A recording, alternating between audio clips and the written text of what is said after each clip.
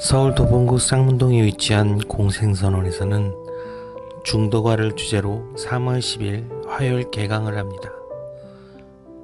육조 해능 스님께 인가를 받고 내려오면서 깨달음의 환희를 노래로써 대승선과 도노선의 진수가 담긴 이 위대한 선시를 통해 깨달음의 깊은 경지를 만나보려고 합니다. 중도가에 대한 자세한 내용은 서울전화 02-900-2448 02-900-2448로 문의 주시기 바랍니다.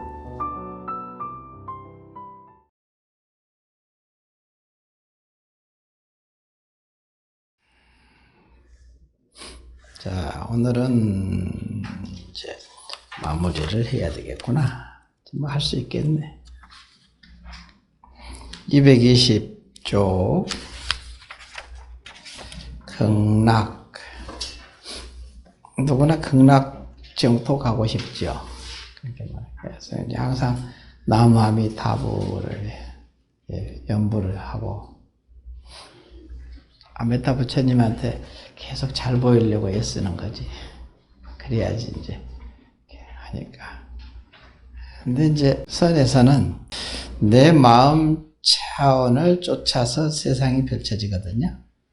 불교에서는 항상, 선이든지 불교에서는 항상 자기 마음 다스려가고 자기 마음 이렇게 잘 챙기는 거, 여기에 초점을 두잖아요. 극락이니 뭐 이런 얘기는 별로 잘 안 하거든요. 하기는 하는데 정토에서는 많이 하죠. 근데 내가 보니까 그래요.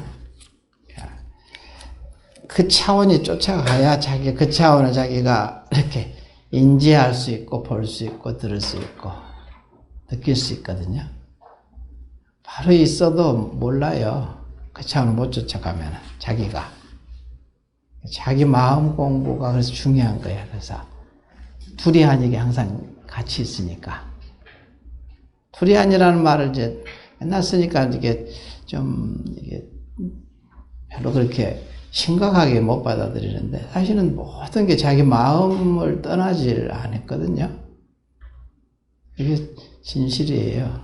내가 예전에 그랬잖아요. 어느 차원에 들어갔는데 코앞도 안 보이더라고요. 새카만이 캄캄해가지고 마음으로 보니까 있기는 분명히 있는데 내가 못 보는 거야.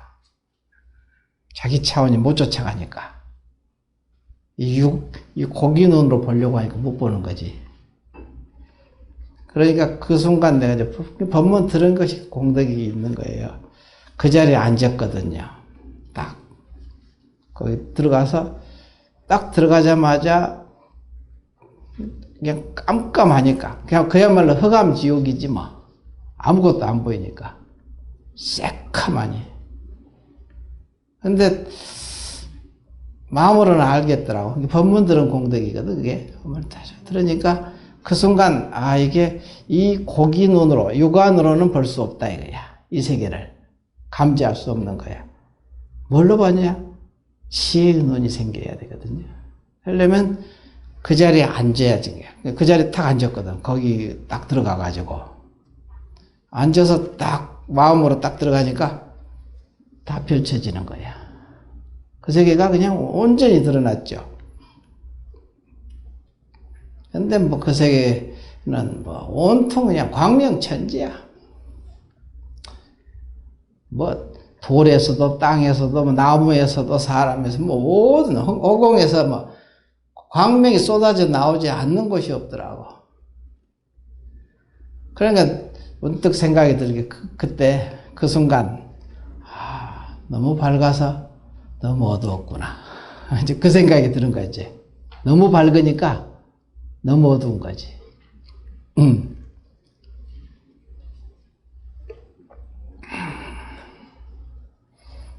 이게 그 광명이, 근데 보통 광명이라고 하는데, 광명이 가지가지 모든 색깔을 다 포함한 그 광명이거든요. 그게.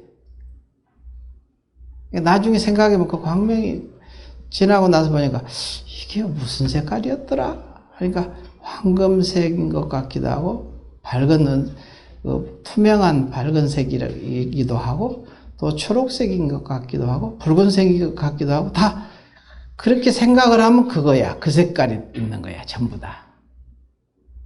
그렇게 한량없는 색과 상과 이름으로 존재한다는 말이 보신은 뭐냐? 보신을 체험하거든요. 뭐 극락정토도 보신이잖아요. 과보로 받은 그 땅 정토니까 보신을 체험하는 거거든. 우리가 지금 이게 사는 것도 이게 보신이잖아요. 지금 한국에 태어난 거. 여기 아프리카 거기서 안 태어나고. 그렇죠? 이게 보신이, 내가 과보로 받은 몸이거든요. 이게 보신이라는 것은. 극락세계도 그 과보로 받은 몸이거든. 그러니까 보신이라고 하죠. 법신, 보신, 화신 할 때 이제 참신이거든요. 그럴 때 이제 그 순간 그걸 왜 보신은 논에 그렇게 나와 있거든요. 보신이라는 것은 한량없는 무량한, 그러니까 한량한 무량한 없을 못자 한량할 헤아릴 양자 헤아릴 수 없는 색과 상과 이름으로 존재한다 그러거든. 참 너무나 정확하게 표현한 거야. 참 기가 막히게 표현했죠. 다 그분들은 크게 깨달아서 다 체험해서 보니까 그렇게 쓸 수 있는 거지. 그렇게 쓴 거야. 아주 정확하게 기술한 거지. 그러니까 무량한 색이라는 것은 물질이잖아요. 상은 모습이고 이름, 이 상이 있으니까 이름이 생길 거 아니에요. 그러니까 무량한 색과 상과 이름으로 존재한다. 그 말을 뭔 말인 줄 알겠더라고. 아까 얘기했잖아요. 광명을 생각해보니까 푸른색이라면 푸른색이고 붉은색이라면 붉은색이고 밝은색이라면 밝은색이고 그 속에 어두움도 있어요. 다 있는 거야. 그러니까 무량한 색과 상과 이름을 가졌어. 하나를 보는데 그게 무량한 거잖아. 이것이라고 점을 찍을 수가 없는 거야. 그죠? 그것을 보신이라고 하는. 그래서 논에 보면 그렇게 써 있더라고. 논이란 것은 보살의 주의에서 쓴 법문을 논이라 하거든요. 경은 부처님께서 설하시는 부처경제에서 설한 것을 부처님께서 설하시면 경이라 하고 보살의 경제에서 설하면 논이라 하고 이러잖아요. 논에 보면 그런 게 나와 있어. 무량한 색과 상과 이름으로 존재한다 이러거든. 그 말이 뭔지 알겠죠? 이치라도 알아야지. 그래야 또 체험을 하거든. 그러니까 그것뿐만이 아니라 모든 것이 다 그렇더라 이거지. 셀 수 없는 모든 존재들이. 그걸 확연히 여러분 이제 이해라도 하면 좋지 뭐. 그 다음에 이해를 해야 또 체험도 하고. 이렇게 체험을 해서 이제 눈으로도 체험하고. 보는 거죠, 여실히. 그러니까 그것이 예전에 조사스님께서 깨닫고 나면은 뭐 허공에 태양이 1000개가 떠 있는 것 같다 그런데 이름이 1000개지 뭐 1000개만 떠 있는 게 아니잖아. 일체 모든 존재가 광명을 쏟아내는데 다 그 태양이잖아요. 허공에 태양이 1000개가 떠 있는 것 같다 그렇게 봤다 그 표현하거든요. 그 말이 그 말이야. 표현만 좀 양식만 다르지. 일체에서 광명이 쏟아져 나오는데 뭐 태양 아닌 게 없잖아요. 그걸 표현해서 1000개라고 그러죠. 천수천안 할 때 왜 천 썼냐 이거지. 생각해 볼 점이에요. 그냥 막연하게 그냥 손이 1000개고 눈이 1000개고 뭐 1000개만 있겠어요? 일체 세계를 하기 때 1000, 그다음 100, 10. 의미는 똑같은데 그 영향력을 받는 것은 다 다른, 그 힘은 다 다른 거예요. 우리가 경에 보면 1000을 쓰기도 하고 100을 쓰기도 하고 100만을 쓰기도 하고 용어를 쓰죠. 그런 용어를 한번 생각 좀 해보라는 거야. 그냥 쓴 말이 아니에요. 그런 걸 이제 참고해 보라는 거지. 이미 자기는 알고 있으니까. 자기는 알고 있잖아. 근데 자기가 현재가 모르지. 고정관념에 갇혀가지고 모르잖아요. 이미 가지고 있고 이미 알고 있는 그 자리에다 놓고 관해라. 그럼 언젠가는 이게 이 지점하고 이 지점이 맞닿아지는 지점이 있을 거다. 결국은 믿음의 거리거든요. 그게 거리가 멀기도 하고 거리가 짧기도 하고 선녀에 보면 그런 말이 나오거든요. 어떤 사람은 뭐 하루 만에 가기도 하고 어떤 사람은 100일 만에 가기도 하고 어떤 사람은 1년에 그 거리가 그 정도 1년에 갈 거리이고 어떤 사람은 평생 가도 뭐 그 도달하지 못하고 이 거리는 무슨 거리냐? 그 거리는 뭐예요? 믿음이에요. 믿을 신자. 믿음의 거리거든. 그게 바로 선녀에는 그렇게 나와요. 또 보면은 자 극락의 거리도 마찬가지야. 여기서부터 30 뭐 얼마 하면 서쪽으로 있다고 그러잖아요. 그 거리거든요. 극락세계가 있습니까? 없습니까? 있기도 하고 없기도 하다고 조사스님이 설명하셨죠. 그것은 내 마음하고 두라니게 있기 때문입니다. 자기 마음이 쫓아가면은 그래서 내 마음이 그 차원을 쫓아가지 못하면 없고 그 세계는 내 마음이 쫓아가면 같이 마음하고 항상 있는 것입니다. 지옥과 극락이 자신의 마음 하나에 달려 있습니다. 노력하지 않는 삶에는 극락도 없고 천당도 없습니다. 서방 정토는 없습니다. 아미타 부처님 계신 서방 정토가 내 마음을 떠나서 따로 존재하지 않는다는 소리. 그래서 없다고 하는 거죠. 없다고 말할 때 그 없다는 의미는 내 마음하고 따로 있다고 생각을 하면 그건 없는 거다. 이 얘기를 앞에 전제를 깔고 얘기하는 거예요. 하늘나라가 따로 존재하지 않습니다. 자기 마음하고 두라니게 존재합니다. 이 세상은 내 마음을 떠나서 존재하지 않습니다. 전부 자기 마음을 쫓아서 존재합니다. 불교에서 항상 마음 닦는 얘기를 하는 이유가 여기에 있습니다. 불교는 천당과 지옥 얘기를 많이 하지는 않습니다. 하기는 하는데 그렇게 많이 하지 않거든요. 마음으로 돌려서 얘기하거든. 거기에 중점을 안 둡니다. 없어서가 아닙니다. 내 마음이 밝아지면 그 세계가 내 앞에 펼쳐지기 때문에 굳이 그런 얘기를 할 필요가 없는 것입니다. 내가 눈이 밝아지면 그 세계가 저절로 열릴 것이고 눈이 어두우면 가고 싶어도 못 갑니다. 보여야 가고 들려야 가지요. 그 차원을 못 쫓아갑니다. 부처님 극락세계 가게 해주세요. 천당 가게 해주세요. 빈다고 갈 수 있는 게 아닙니다. 그러니까 죽음에 이르려면 자기가 가장 가까운 곳에 간다 하잖아요. 백장스님 그 말에. 항상 익숙한 곳에 간다 이거야. 근데 익숙한 곳을 아주 수승하게 보인다 이거지. 그게 천당으로 갔는데 그가 천당이 아니고 구랭이 새끼로 태어나고 그래요. 그가 멋지게 아주 그냥 자기가 그린 그림대로 보여지니까 좋다고 들어가지 뭐. 죽었다 깨어난 사람 뭐 얘기 있죠. 뭐 빛을 보고 어디를 가고 다 자기 마음이 그려서 만든 것이에요. 다 자기가 자기한테 속는 거지 뭐. 백발백중 안 속을 수가 없죠. 그런 말이 거짓말을 하는 건 아니지만 자기가 자기를 속이니까 그 자기한테 속은 거지. 그래서 여기서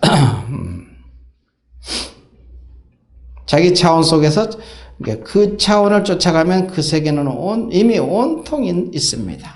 자기 차원 속에서 천국을 보는 것입니다. 마음 공부를 바르게 하지 않으면 마음에 속아서 어리석은 삶으로 한평생을 마치게 됩니다. 죽고 나서도 똑같다 이거지. 이 세상이 전부 진리의 나툼입니다. 우리가 눈이 부족해서 못 볼 뿐입니다. 차원이 높아지면 높아진 만큼 그 세계를 관찰할 거고, 차원이 낮아지면 낮은 만큼 세상을 보고 살아갑니다.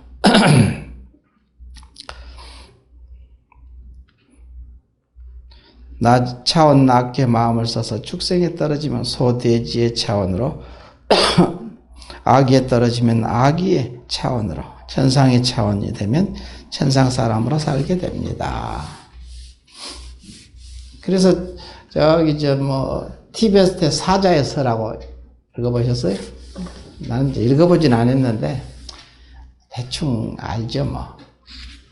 그 차원으로 못 가면은 그 낮은 차원을 택하거든요. 그 차원을 못 쫓아가면은. 예를 들어서 막 불바퀴가 막 돌아가는데 거기에 걸어 들어가야 되는데 보통 평시에 불에 타져 죽는다는 그 생각을 갖잖아. 그러니까 못 가는 거지 거기를. 그러니까 그보다 낮은 차원을 선택하거든요. 자기가. 사람마다 다 그러니까. 그거 무섭고 두렵고 못 가니까. 근데 공부하는 사람은 이거 마음이란 것이 뭐 죽는 게 있나? 마음에 타 죽을 것이 있어? 나 마음이 자기니까 성품이 자기거든. 이 오온이 자기라는 생각을 봐야 돼요. 그래서 이 마음이 성품이 자기라는 걸 알아야 돼. 나는 누구인가? 성품이다 그랬거든요. 항상 그러죠. 성품이다. 성품이 자기거든. 이걸 하나만 알아도 뭐 성품이 불에 타 죽는 성품이 불에 탈까? 안 타잖아. 물에 들어가서 젖지도 않고, 불에 타서 불을 접해도 타지도 않고, 더러움을 접해도 더러움에 물들지도 않고, 깨끗함을 접해도 깨끗함에도 물들지 않는데 뭐 한국이. 이걸 확연히 내가 누구인가를 여러분이 확연히 알아야 돼요. 이걸 믿어야 됩니다. 아까 했죠. 믿음의 거리다. 그 거리라는 건 믿음의 거리야. 그럼 그 거리 멀어서 그런 모습으로 나타나면 못 가는 거지 뭐. 그러면 자기가 살려고 그보다 낮은 차원을 선택할 수밖에 없거든요. 그건 받아들일 수 있으니까. 그러니까 49제를 왜 지냈냐 이거지. 그동안 계속 이제 법문이자 49, 뭐 시달리면 영가 법문 뭐 전부 법문이잖아요. 법문 아닌 게 있습니까? 다 법문이지. 끝없이 법문을 해드리거든요. 그러면 이제 그 차원으로 이제 눈 찔끔 까고 가는 거야, 그냥. 옳겠거니 하고. 그러니까 그 불바퀴 돌아가는데 그냥 쑥 들어가는 거지, 뭐. 그러면 그 차원의 세계가 딱 펼쳐지거든요. 아까 내가 여기서 눈앞도 하면서 씩 하면 돼. 그 차원으로 어떻게 들어갔나? 그 자리에 놓고 맡기고 그 자리에 앉았잖아. 그러니까 그 차원으로 들어가 버렸잖아. 들어가니까 그 차원은 어때요? 완전히 다른 차원의 세계가 펼쳐지잖아요. 그런 거죠. 그런 것을 잘 알아라. 아까 얘기했던 내용 여기 있네. 안 읽어봐가지고 오고 와서.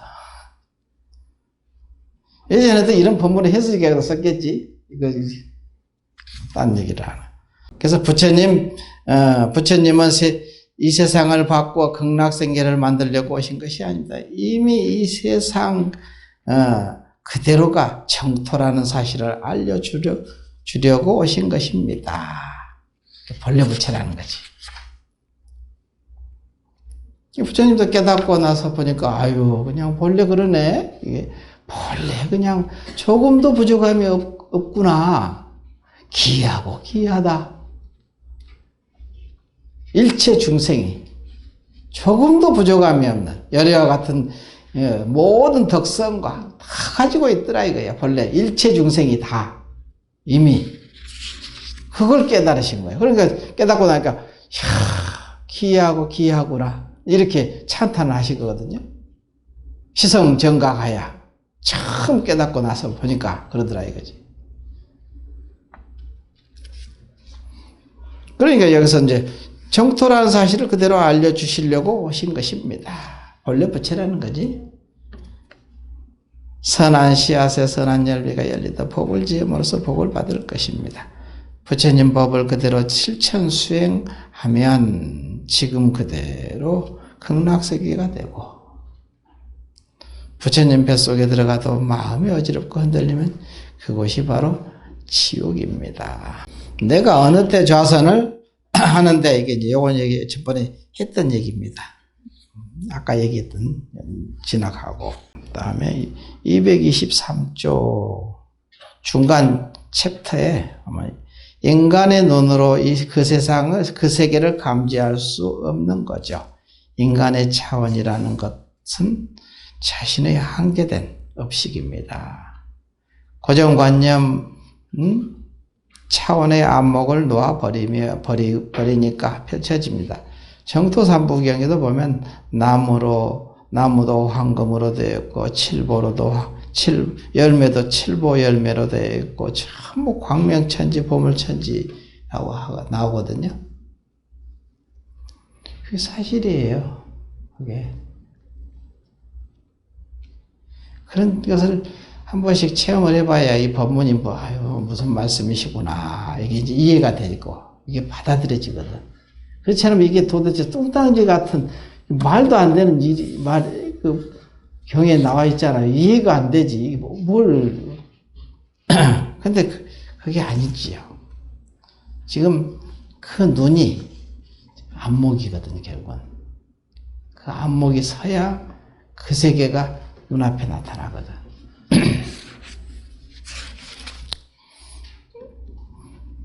불교는 극락을 얘기하지만 그렇게 중요시 여기지 않습니다. 극락세계에 가겠다고 나무아미타불을 틈이 없이 백만독하고 천만독 해서 갈 수 있는, 그게 문제가 아닙니다.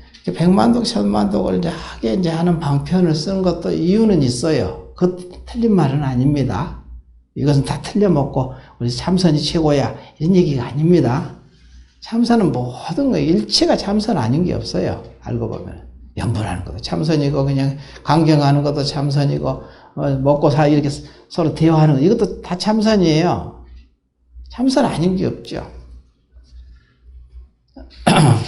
그러면은 이제 거기서, 일체가 참선 아닌 게 없게 들어가는 거. 마음으로 이렇게. 그러면 이제 일념으로 다 열심히 하면은, 어제 누가 스님 건강하십니까? 나한테 그래요. 오랜만에 와가지고 시은이가 저녁에 와가지고 스님 건강하세요? 건강하세요? 그러니까 너가 항상 걱정해 줬잖아. 건강하라고 나. 건강한 거야. 네 덕이야. 이게 사실이거든. 그냥 하는 말이 아니에요. 그 말 안에도 그렇게 믿으니까 나도 그렇게 되는 거거든. 내가 잘나서 아니고 너가 그렇게 마음을 내니까, 너가 그렇게 마음 냈잖아. 그러니까 웃더라고. 그게 이제 서로 둘이 아닌 도리를 얘기하는 거예요. 그게 바로.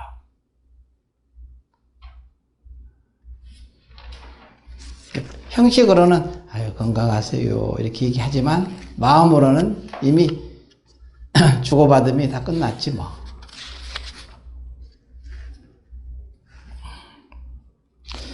그래서 여기서도 이제 그러니까 이제 연불을 하거든. 연불을 열심히 연불을 한대. 근데 연불을 할 때 일념으로 해라. 하다 보면은 연불하는 놈하고 연불하는 대상이 하나가 될 때, 그때가 깨달을 때다. 그게 견성자리다. 그게 바로 하나가 될 때. 연불하지 말라가 아니에요. 연불을 해라. 근데 제대로 해라. 응? 이미 알고, 이미 처음부터 시작부터 그냥 그렇게 들어가는 거지. 일념이 무념이 되면은 능소가 주객이 없어지거든요. 주객이 없어지는 그 시점이 그때가 바로 견성자리거든요.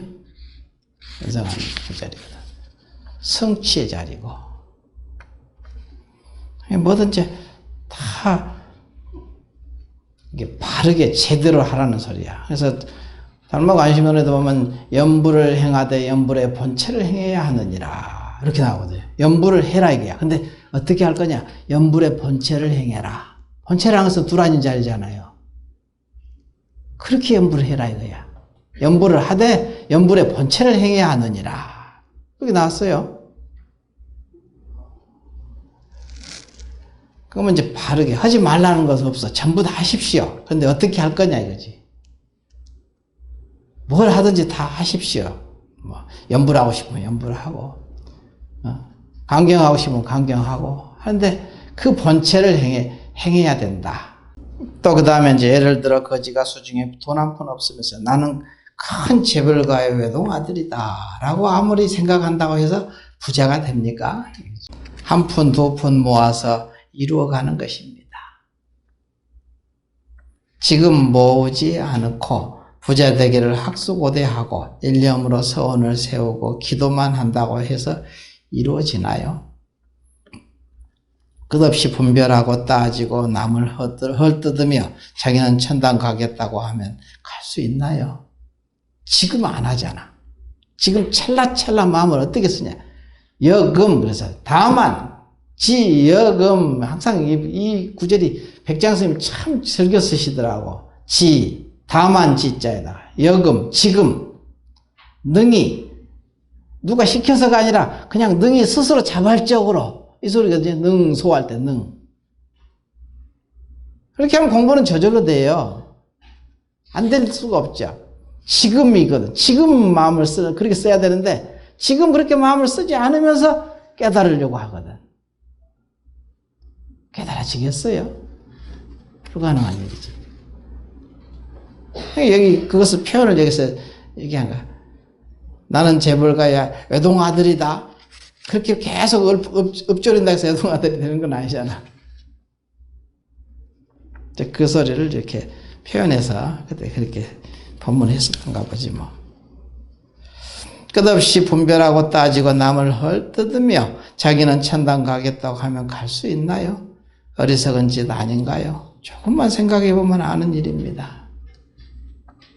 믿음과 정성, 하심, 자신에게 모든 것을 가져다 줍니다. 믿음이라는 것은 뭘 믿느냐?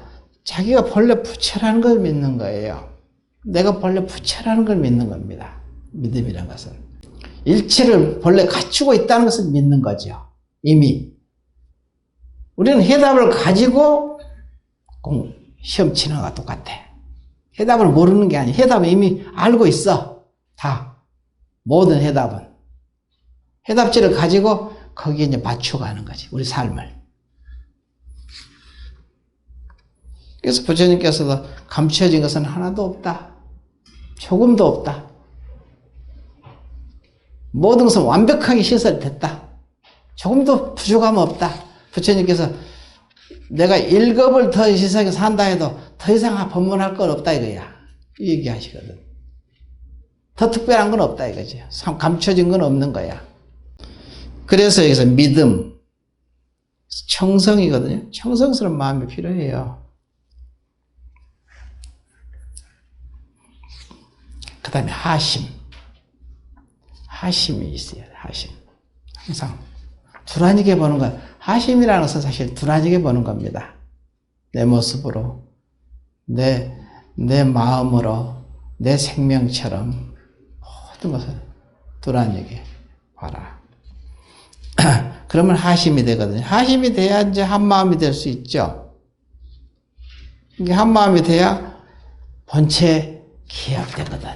한마음이 본체잖아요. 본체에 기합되잖아요. 항상 두라니게 저절로 그냥 귀결돼 버리거든. 깨닫는 게 뭐예요? 두라닌 것을 깨닫는 거지. 다른 게 없습니다. 내가 여지껏 수없이 셀 수 없이 체험을 했지만 체험한 내용은 얘기하면 두란인 돌이에요. 내가 맨 처음에 행자 때 체험한 것도 처음 그때 체험한 건데, 절하는 놈하고 절 받는 놈이 한 놈이더라니까? 두 놈이 아니야. 절하는 놈이 따로 있고 절 받는 놈이 따로 있지 않아. 그걸 확연히 그냥 이렇게 손바닥에서 긁어서 이렇게 분명히 봐버렸잖아. 이게 연기법이거든요. 불이법이고. 그 뒤로도 끝없이 체험했지만 내용은 똑같아. 내용상으로는. 그것 말고는 없습니다. 그래서 부처님께서 깨달음이 뭐냐?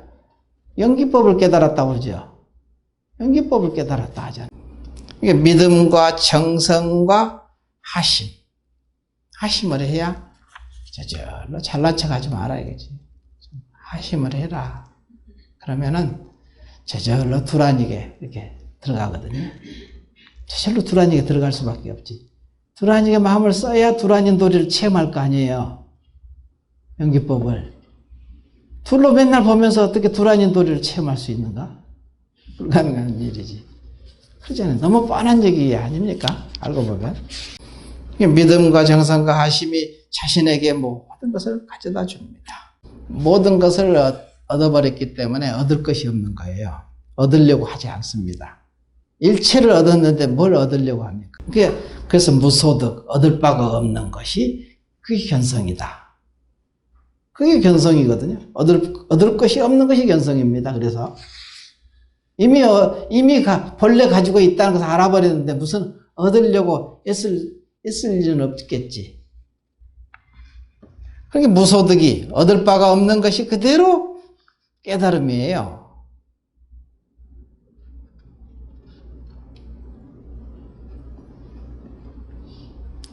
그래서 모든 것을 가져다 줍니다. 정토종에서 죽음에 이르러서 일념으로 10번만 나무 아미타불을 연불 하면 아미타 부처님이 오셔서 모셔간다고 합니다. 죽음에 이르러 4대가 무너지고 있는데 그것도 일념으로 오직 나무 아미타불 10번을 10이라는 것은 완전한 소리, 완전수니까 완전하게 할 수 있느냐 이 소리지. 어렵죠.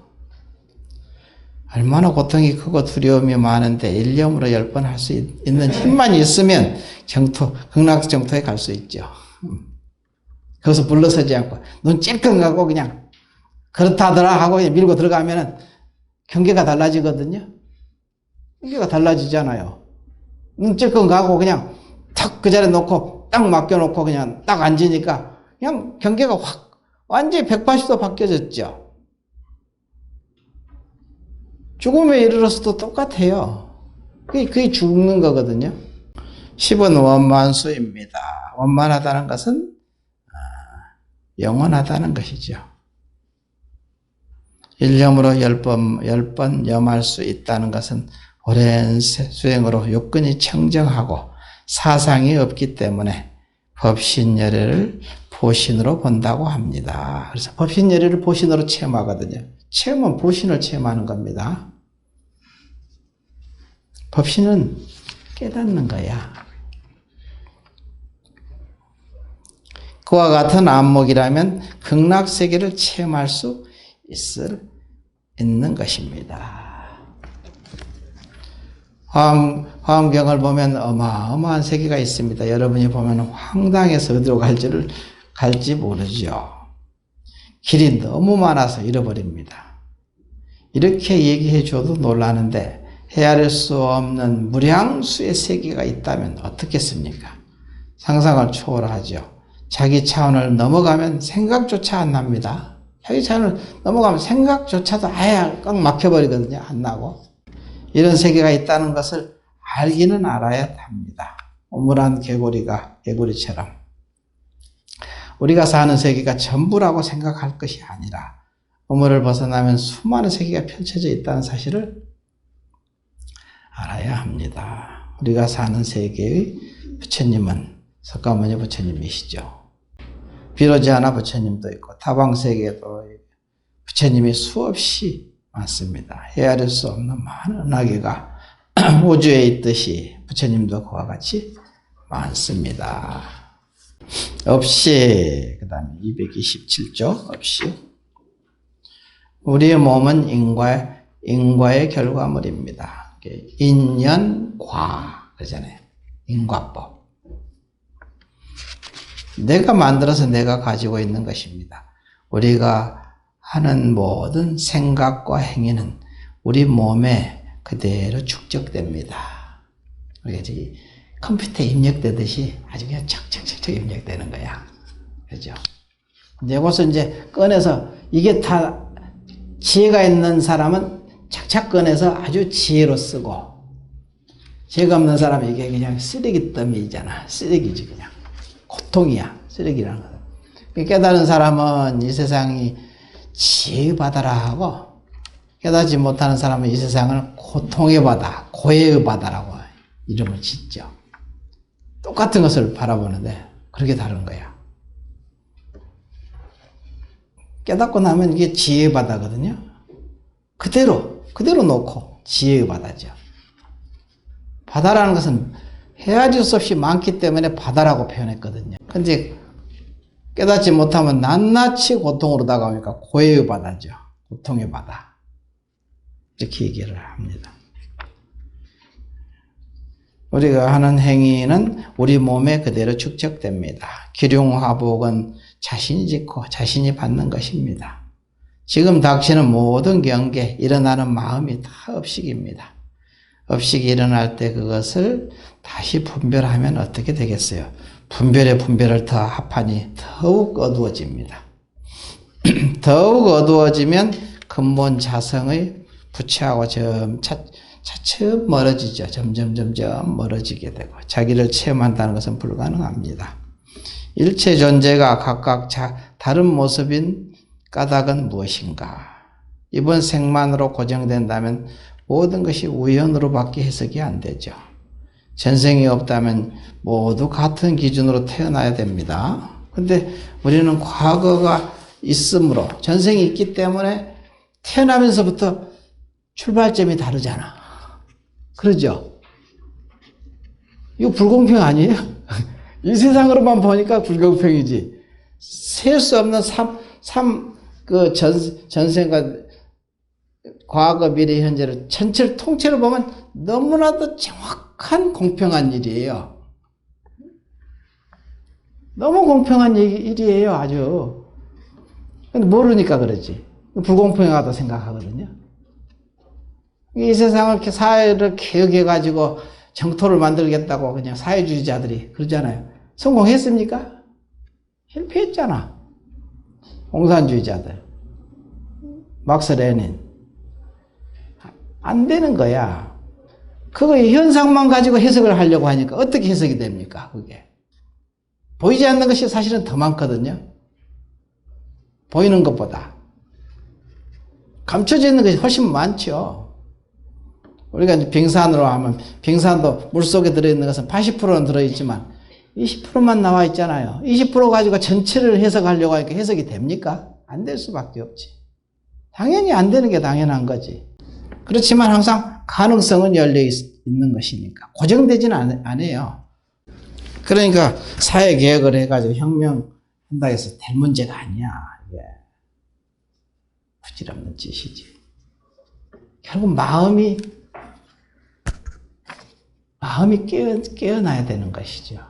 그래야 이 세상이, 그래서 심정, 국토정, 마음이 청정해지니까 이 세상 국토가 청정해지더라. 국토를 청정하게 한다고 애를 쓰는데 성공한 사례가 없어요, 아예. 그거는 이 세상에서. 요걸 이제 알아야 되는데, 그걸 모르니까. 이게 얼마나 부작용이 심합니까? 심했잖아. 서로 그 이념으로 그냥 싸우고, 그냥 죽기 살기로 싸우고. 얼마나 많은 전쟁을 치르고, 얼마나 많은 목숨이 없어지고. 그랬잖아요. 그게. 안 되는 거지. 안 되는 것을 되려고 그냥 밀어붙이니까 그냥 전쟁이 나는 거고, 뭐 죽고 죽이는 것이지. 그게 무명이 죄예요. 무명. 모르는 게 죄입니다. 깨어나야 되는 거지. 그래서 여기서 미래가 우리는 과거가 있으므로 온 것이 있고 미래가 있으므로 갈 곳이 있는 것입니다. 전생이라는 것은 업이라는 것이 있기 때문에 이번 생이 해석되고 이번 생이 해석이 되는 거죠. 그러니까 앞으로도 내가 바른 길을 해석해서 살아갈 수 있는 가능성을 열어놓는 거지. 아주 어떻게 보면 굉장히 실용적이에요. 불교가 아주 실용적입니다.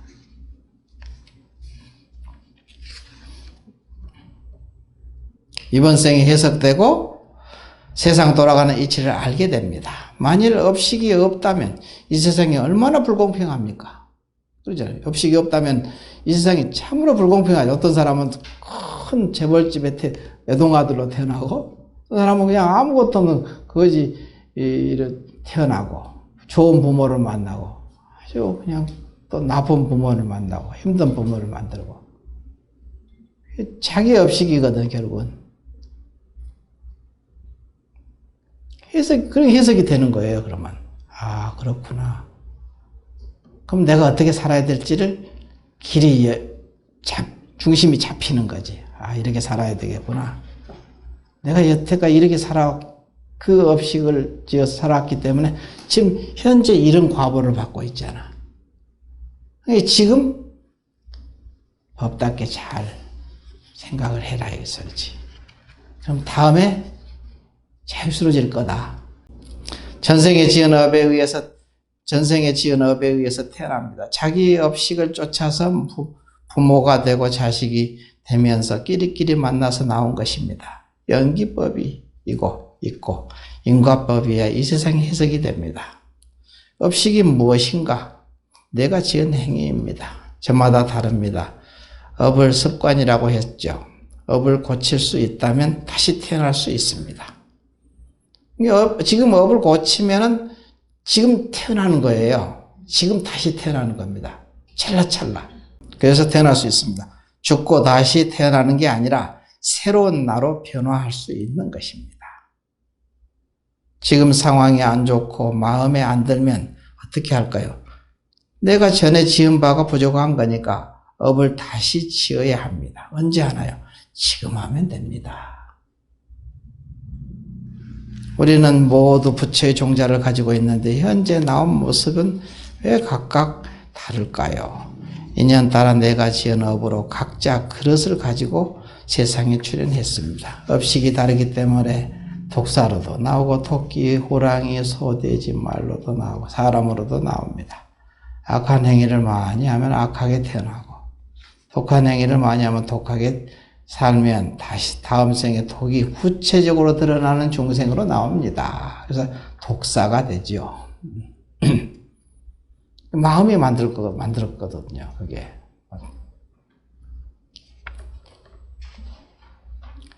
여자로 나온 것은 여자의 업, 남자로 나온 것은 남자의 업. 계속 정장했기 때문입니다. 같은 근본에서 마음씀에 따라 갈라져 나왔습니다. 누가 옳다 그르다 할 수 없습니다. 여자가 불리한가 남자가 불리한가 이런 것도 없습니다. 지금 생에서 인연 따라서 이런 모습으로 모였지만 다음 생에 어떻게 나눠질지 알 수 없습니다. 서로 헤어져서 수만 개가 나눠질 수도 있습니다. 하나가 수만 개가 되고 수만 개가 하나가 되고 인연 따라 돌아가는 거니까 지옥, 악의 축생, 인간수라, 천상, 육도, 구류가 자기 몸과 마음 속에 있습니다. 지금 인간으로 태어났다 해서 내 몸에 인간의 업식만 있는 것이 아닙니다. 육도, 구류가 같이 살고 있습니다. 어떤 때는 지옥의 마구니 같은 말도 나오고 생각도, 어떤 때는 남을 위해 내 목숨을 던질 만큼 착한 마음도 나옵니다. 자기의 몸과 마음 속에 육도, 구류 중생이 같이 살고 있기 때문에 있는 까닭입니다. 우리는 어떻게 이 생에 인간으로 태어났을까? 마치 선거에서 당선된 것과 같습니다. 이 얘기 내가 자주 했죠. 이게 지금 선거구인데 선거구의 이 지역구의 대표야 현재 이놈이. 그러니까 그 지역구에 대표하는 인간으로 나왔잖아요, 모습이. 그러니까 여기 대표하는 지역구 대표가 독사가 대표하면 독사로 나와 모습을 독사가 대표하라 하겠죠. 우리가 항상 독하게 마음을 쓰고 악하게 마음을 쓰고 그러면 당연히 이 표가 전체로 그쪽으로 기울잖아요. 그럼 그쪽 대표성을 띠는 사람이 이 지역구를 대표하는 거야. 해석하기가 딱 좋겠더라고, 그게.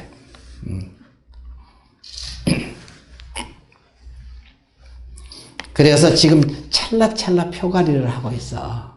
지금 한 생각이 표가리 하는 거야, 지금. 그래서 그 표가, 어느 표가 많아지느냐. 다음 생을 안 봐도 훤히 알아요.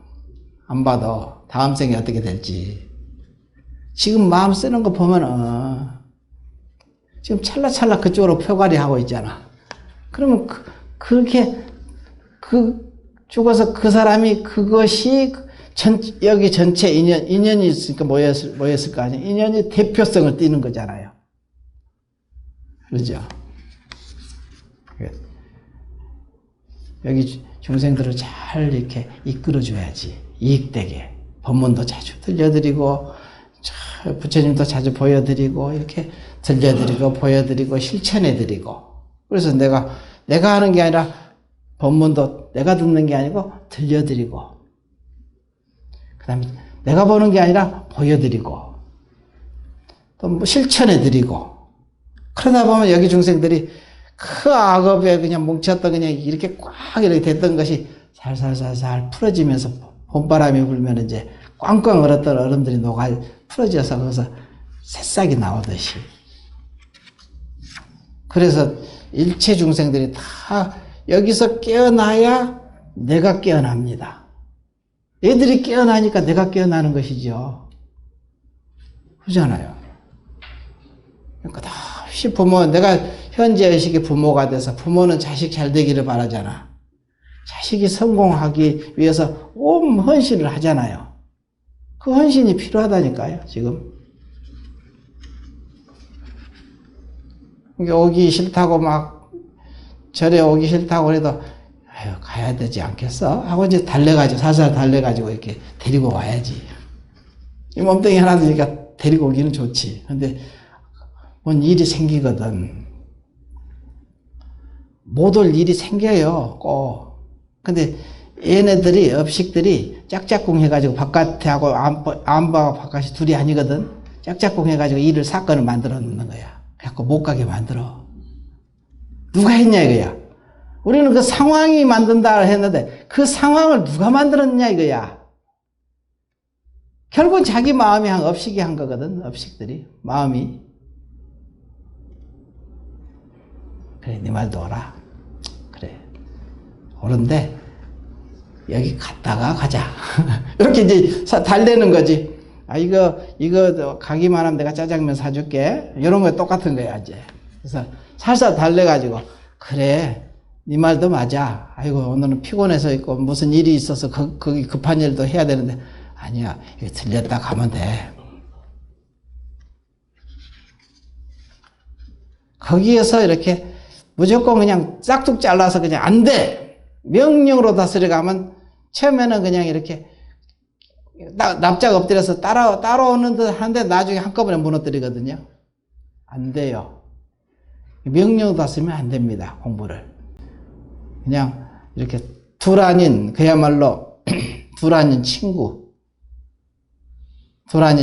이렇게 항상 이렇게 대해야 돼요. 자기가 자기한테. 내가 힘이 있다고 이건 해, 이건 안 돼, 이러면 안 돼요. 설명을 잘 해야 돼. 근데 결국 귀결점은 너를 위해서. 부모가 알잖아요. 너를 위해서. 부모라는 것은 자기를 위하는 게 아니라, 부모 자기를 위하는 게 아니라 너를 위해서 하든지. 결국은 그러니까 나한테 이렇게 누가 와가지고 엊그저께 교도소에서 나가지고 모여있는 곳에 있다더라고. 그래서 한 달 정도 있을 수 있다더라고. 머리는 나같이 박박 깎아가지고 맞고 여기 칸자국 여러 개 쭉쭉쭉 이렇게 나 있더라고. 3개, 4개인가. 상처가. 그냥 술은 먹어가지고 술 냄새 푹푹 풍기면서 나한테 대거리를 하는 거야. 와가지고. 다른 스님들이 보고 이제 나한테 인수인계 했어. 내가 저기 교도소 법회 나가니까. 거기 내가 다닌 교도소에서 온 게 아니라 나는 안양교도소 다니는데 이는 저기 의정부 교도소에서 나와가지고. 안양교도소에서는 내가 법문을 하는데 나중에 나는 항상 이런 얘기를 하지 뭐 딴 얘기 할 줄도 모르고 솔직히 뭐. 근데 보면은 그러잖아요. 항상 나중에 얘기 들은 얘기인데 그러더라고. 무각 스님한테는 절대 찾아가지 마라. 거기 교도소 안에서 전부 다 피해 주니까. 그러니까 내가 뭐 특별하게 잘해준 건 아닌데 법문을 제대로 이렇게 해주니까 자기들도 느끼는 바가 있으니까 거기 절대 피해주면 안 된다 이거야. 그 절 찾아가지 마라 이거야. 찾아갔다 하면 넌 죽는 거지. 전부 찍히는 거지. 전체에 대해. 나한테 피해를 안 주려고 다들 하더라고. 그게 뭐냐면 이 도리가 그렇게 소중한 법문이야. 법문이. 부처님 법문이 원래 그런 거야. 어디 가서도 법답게 말하면은 항상 이익되기 오지 손해될 일이 없거든요. 그래서 그 얘기를 나중에 어떤 항상 가가지고 저 이제 편지는 와요. 편지 와가지고 저 지금 어디에 가서 취업해가지고 지금 잘 살고 있습니다 하고 편지가 와. 그러면 나한테 들릴만도 한데 안 들리고 그냥 가는 거야. 왜냐하면 나한테 피해 줄까 봐. 자기를 위하는데 그 사람이 피해받기를 싫어하잖아요. 사람들은 자기한테 이익을 주는 사람을 피해 주지 않잖아요. 원래 그런 이치거든요. 알고 보면. 근데 요놈은 이제 의정부 교도소에서 나와가지고 오니까 나를 모르잖아요. 한 번도 법문 들어본 적도 없고. 근데 그 절에 막 들어와가지고 다른 스님들이 맡았는데 무서니까 나한테 떠넘기고 갔어.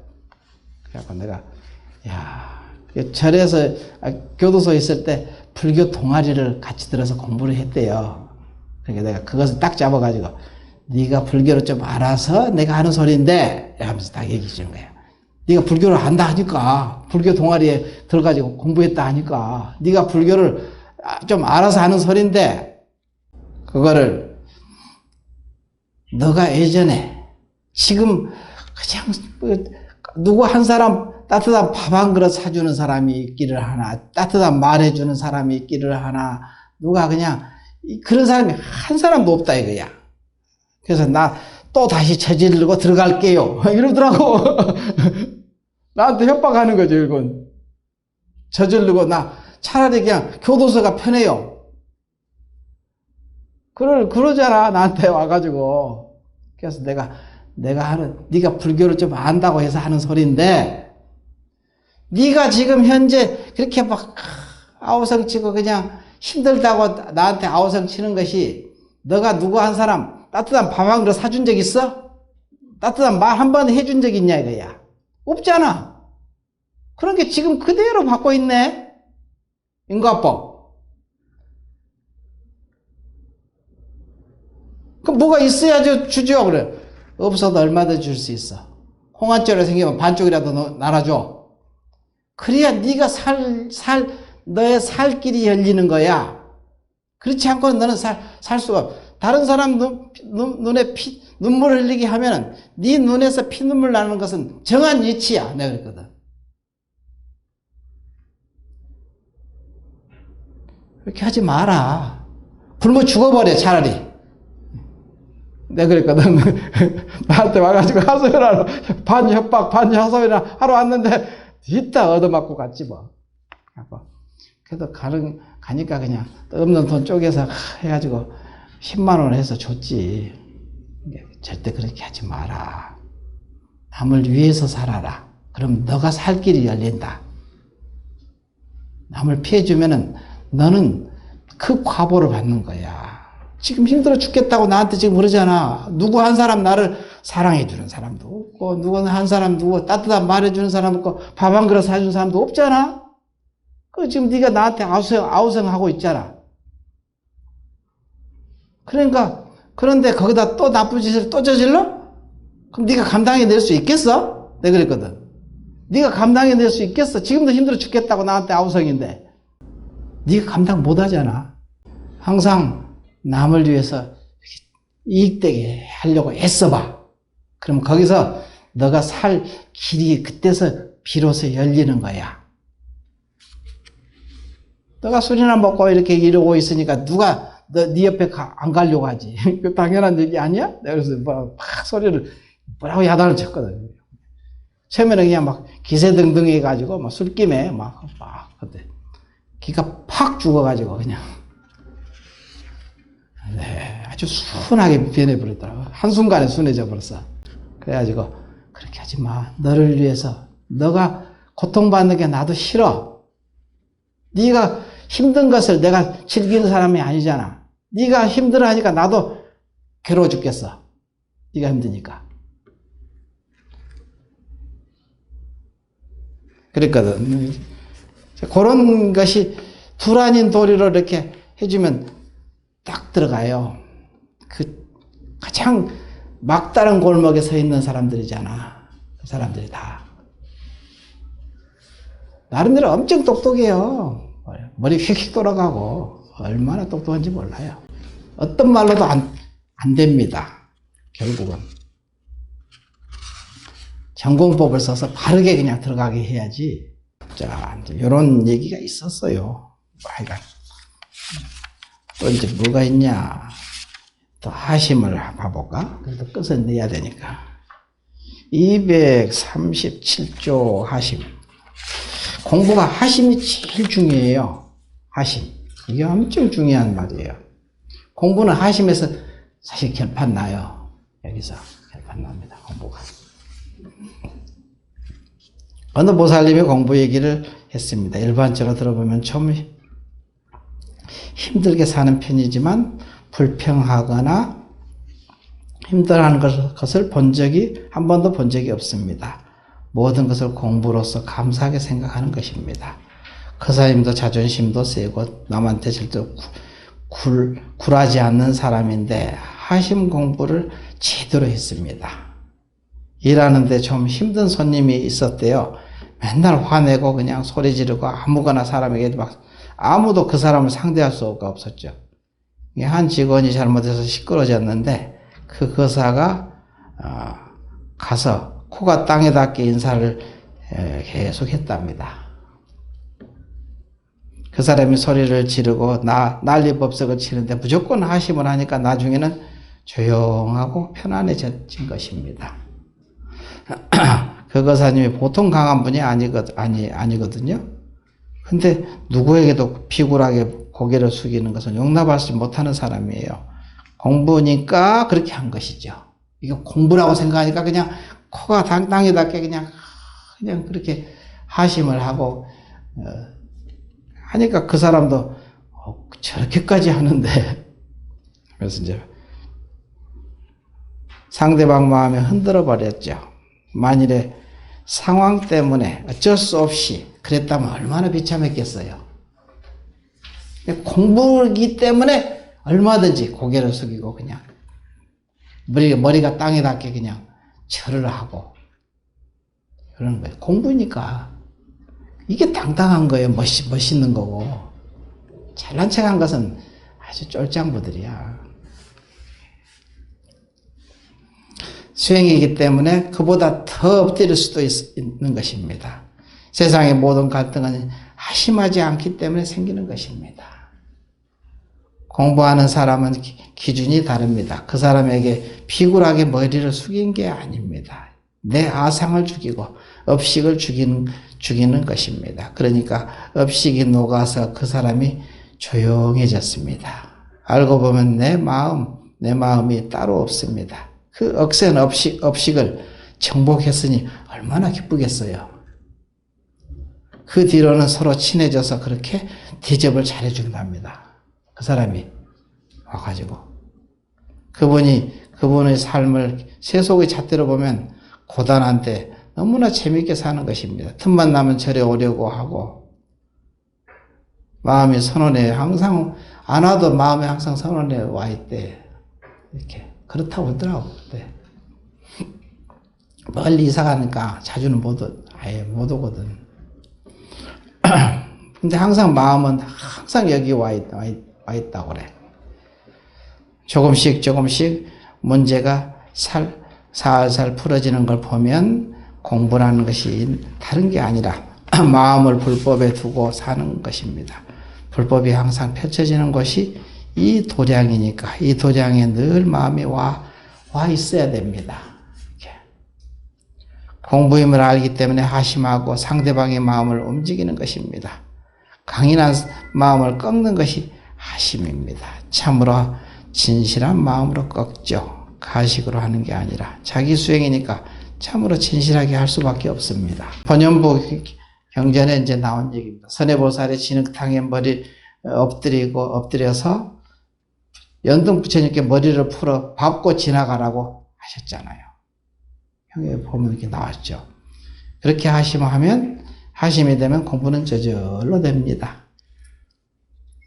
금강경 야부성에도 보면은 놓고 놓아라 굳은 돌이 움직이느니라. 완석이 움직인다 이야. 굳은 돌이.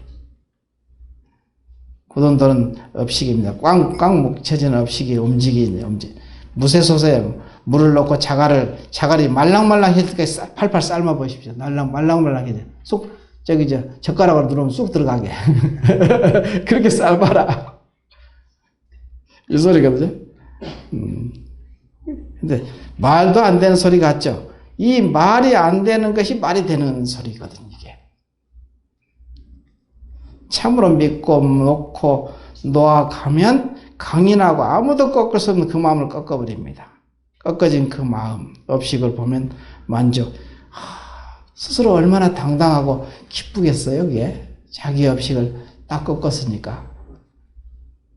자기라는 것은 상대방도 자기입니다. 둘이 아닌 자기. 만족해 하는 것입니다. 그게 억만금을 주고도 못 삽니다. 그런 환희를 여러분들이 공부하면서 느끼는 것입니다. 자기가 자기를 조복해가는 그 마음을 가지고 법의 즐거움, 환희심, 법락을 누리게 됩니다. 내 주위 사람에게 언제나 편안하고 즐겁고 먼저 고개를 숙이고 하심을 해야 합니다. 수행자는 항상 하심할 줄을 알아야 됩니다.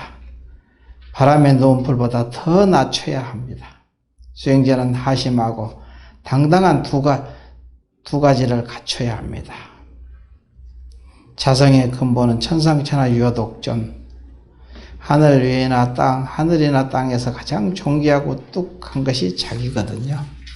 이 세상이 다 어루만질 수 있기 때문에 가장 낮은 것이 가장 낮아요. 둘이 아니기 때문에 가장 겸손하면서도 가장 당당한 것이 자기의 본래 면목입니다.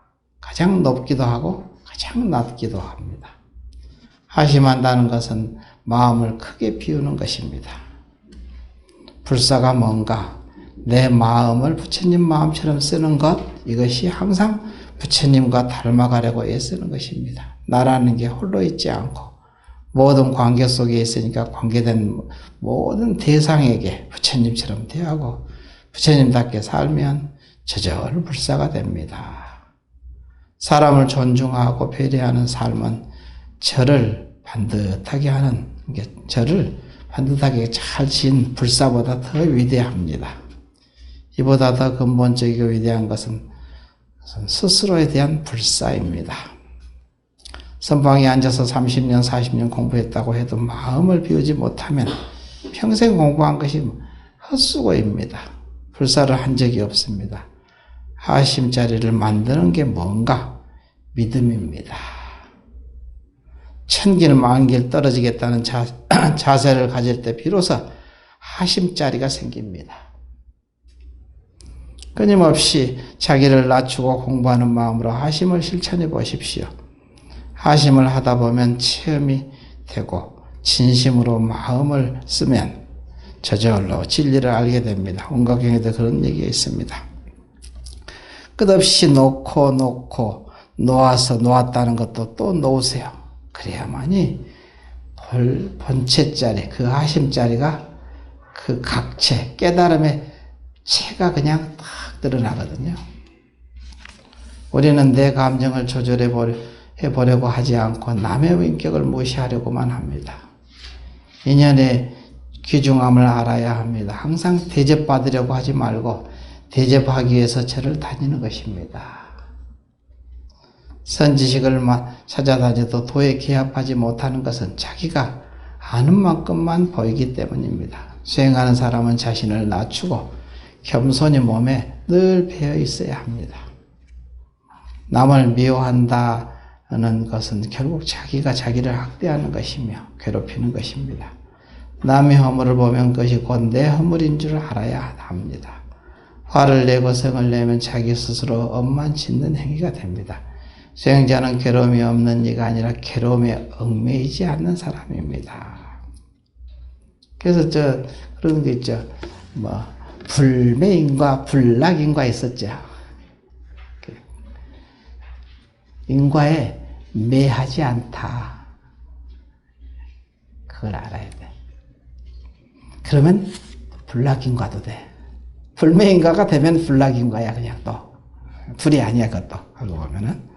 누가 뭐라고 하든 네 하고 합장하는 긍정적인 모습으로 대하십시오. 매일 작은 것이라도 보시하고 한 가지 이상 선행으로 봉사해 보시기 바랍니다.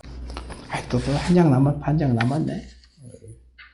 고집을 앞세워 남을 탓하고 원망하고 탓하고 미워하기보다는 자신을 돌보고 자신을 낮춰 보십시오. 참선하는 사람은 누가 보든 안 보든 자기 자신에게 진실해야 합니다. 내 눈으로 무엇을 보았는지가 중요한 것이 아니고 내가 듣고 보는 것을 내 마음이 어떻게 정리하고 있는지가 중요합니다. 정리하는 것은 법답게 정리하는 것이겠죠. 부처님 법문답게. 날마다 조그만 일이라도 내가 실천할 수 있는 만큼 실천해 보십시오. 화를 내고 부정적인 망상을 하면 물은 흘러가고 자갈만 남듯이 스스로 엄만 짓는 행위가 됩니다. 늘 당하기나 하고 옆에서 보기에 좀 바보 같아 보여도 그 사람이 진짜 도의지입니다. 하늘의 지혜를 얻어야지 유의법의 지혜를 얻어서 뭐 하겠는가. 지혜를 얻으려면 영원한 무의법의 지혜를 얻는 것입니다. 도는 활발하게 사는 삶 속에서 이거집니다. 좌복을 깔고 앉아서 도인이 생긴 게 아닙니다. 진짜 도인은 삶의 현장에서 나옵니다. 깨달은 분은 응고도인으로 늘 우리 곁에 계십니다. 자기가 눈이 없어서 못 볼 뿐이거든요. 우리가 볼 수 있는 안목이 없기 때문에 모를 뿐입니다. 야, 드디어 이제 한 권 끝냈네. 다음 시간에는 그거 진심직설 보조 선문 차려 안에 이제 보조 진심직설 하고 시간이 좀 남으면은 달마 혈맹론 그거 예전에는 이제 달마 관심론만 하고 이게 끝내버렸으니까 시간이 없으니까 뭐 됐는데 두 개를 할 수 있을 것 같아요. 진심직설이 참 체계적으로 잘 얘기해놨어요. 엄청 잘 해놨어요. 야, 보조스님이 참 그 정성이거든요. 보조스님께서 참마음의 본체, 참마음의 작용, 참마음의 본체와 작용이 둘인가 둘이 아닌가 뭐 이런 계속 체계적으로 쭉 이어서 해놨거든요. 참마음의 다른 이름 뭐 너무 좋은 본문을 그거 하나만 그래서 선문 자료라는 것은 사실 선문의 수자들이 반드시 다른 것은 다 읽지 않아도 요거는 읽어야 된다 이게 거의 그 책이거든요. 선문 자료 그것만 하면 돼요. 참 대단한 선지식들의 본문이 엄청 많잖아요. 여러분은 이야 복이 엄청나게 많은 사람이야. 마치겠습니다.